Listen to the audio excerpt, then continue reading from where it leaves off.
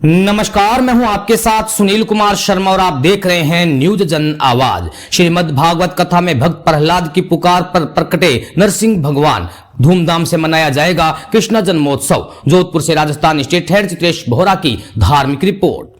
श्रीमाली ब्राह्मण समाज द्वारा शिववाड़ी महामंदिर जोधपुर में चल रही श्रीमद् भागवत कथा के तीसरे दिन नरसिंह भगवान एवं भक्त प्रहलाद की झांकी प्रस्तुत की गई। विक्रांत दवे ने बताया कि संगीत में श्रीमद् भागवत कथा का वाचन कथा व्यास प्राण वल्लभ महाराज श्रीमाली ब्राह्मण के मुखारविंद से शिववाड़ी महामंदिर में दोपहर 2 से शाम 5 बजे तक हो रहा है। कैलाश श्रीमाली ने बताया कि आयोजित श्रीमद् भागवत कथा के अंतर्गत सर्वप्रथम विद्वान पंडितों के सानिध्य में मुख्य यजमान श्रीमती प्रिया पुखराज दवे द्वारा विधि विधान से पूजन किया गया। वह श्रीमद् भागवत कथा का पूजन करने के बाद कथा व्यास प्राण वल्लभ महाराज का गणेश वल्लभ व्यास ने साफा पहनाकर हरीश ओझा, धीरेन्द्र दवे, शरद ठाकुर, कृष्णावतार दवे, रणजीत जोशी, सेवाभावी अशोक जोशी, सत्यानारायण दवे, नंद किशोर दवे, रमेश व्यास ने माल्यार्पण किया। श्री माली ने बताया कि कथा स्थल में श्री माली ब्राह्मण समाज के 14 गोत्र की कुल देवियों व कुल देवता के दर्शन हो रहे हैं। कथा व्यास प्राण वल्लभ महाराज ने कथा के तीसरे दिन की कथा में बताया कि जो घर में पैदा होता है वह बेटा होता है, लेकिन जो माता पिता की लोक परलोक की सेवा करे वह पुत्र कहलाता है। भगवान का ध्यान करे, जितने वर्ष हुए उतनी माला की संख्या हर वर्ष बढ़ानी चाहिए, जिससे प्रभु की शरण मिलती है।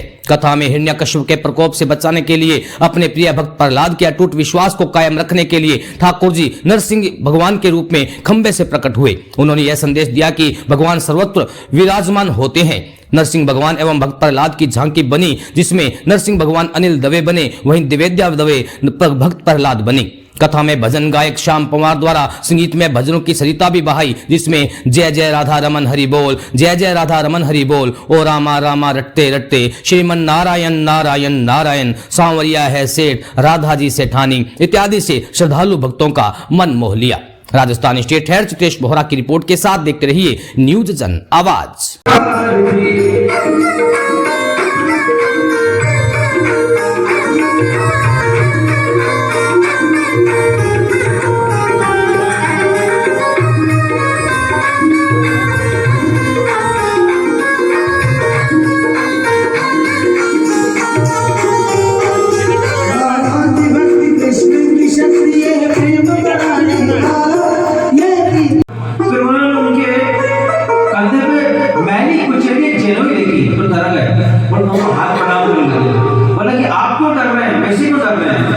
उनको लगा कि पहुंचे हुए कोई आत्मा व्यक्ति है, कोई संत है, तो बोले कि मेरे को आपको डरने की जरूरत क्यों है? आपके पास तो जन बल है, आपका धन बल है, आपका तो सैन्य बल है, आपका तो शक्ति बल है, आपके पास राज बल है, आप वैसे क्यों डर रहे हैं?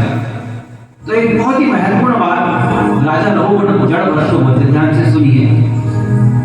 वो ये बोलते हैं कि मैं इंद्र के वज्र से नहीं डरता, मैं भगवान शिव के त्रिशूल से नहीं डरता, मैं यमराज के यमदंड से नहीं डरता।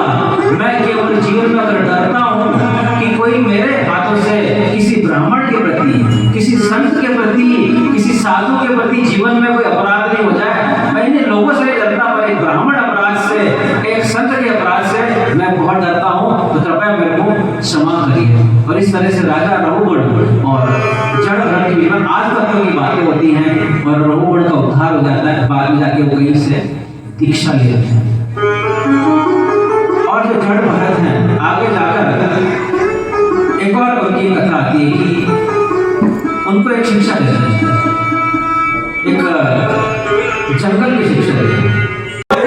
आंखें खोलता है। हमें नारद जी को उन्होंने गुरु बनाया, नारद जी ने उनको मंत्र दीक्षा दी और ऐसी प्रचंड उन्होंने तपस्या करी। बोलते हैं वृंदावन में 12 वन है, 12 कानन। ब्रज मंडल परिक्रमा आप सबने करी होगी, इसमें वृंदावन आता है, मधुवन